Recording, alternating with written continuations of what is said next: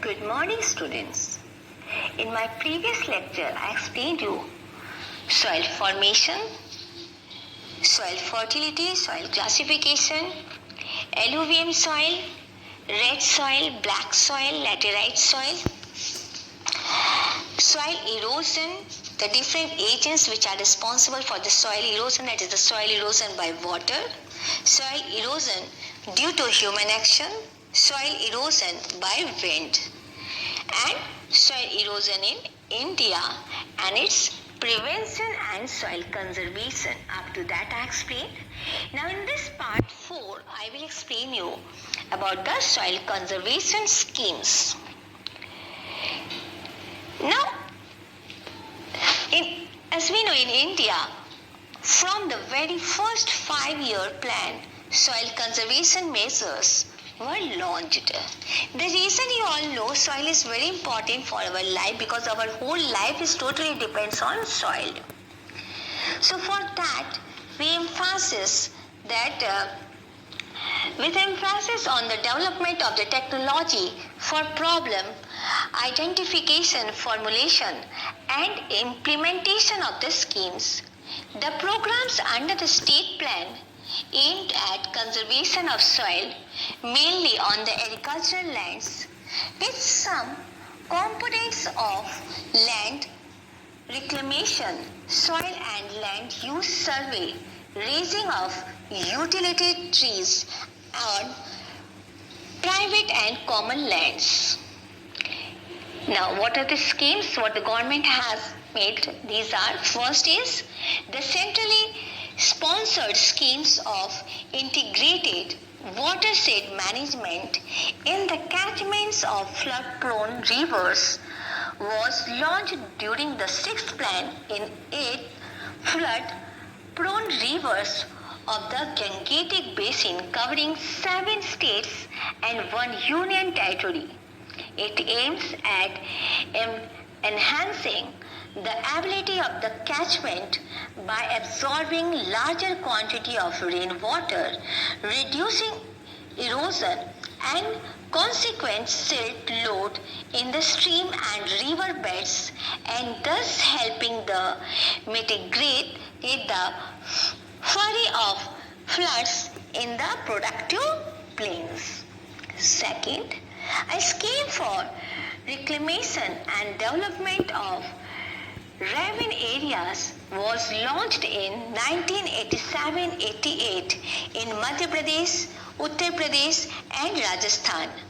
Components of this scheme included parallel banding to halt further ingress of ravines, afforestation of ravines for fuel, fodder and reclamation of shallow ravines. Now next, the scheme for control of shifting agriculture is being implemented since 1994-95 in the states of Arunachal Pradesh, Assam, Manipur, Meghalaya, Mizoram, Nagaland and Tripura. The integrated program envisages settling of families practicing terraced cultivation, raising of the horticultural plantations and afforestation to support animal husbandry and to meet fuel and further requirements. Now first let me explain you what is shifting agriculture or shifting farming, because number of times this word is there in this chapter.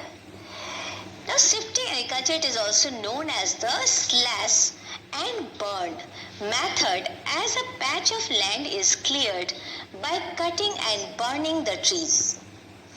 Seeds are planted and no plowing is done. Yield decreases after 2 or 3 years, so the clearing is abandoned and a fresh clearing is made.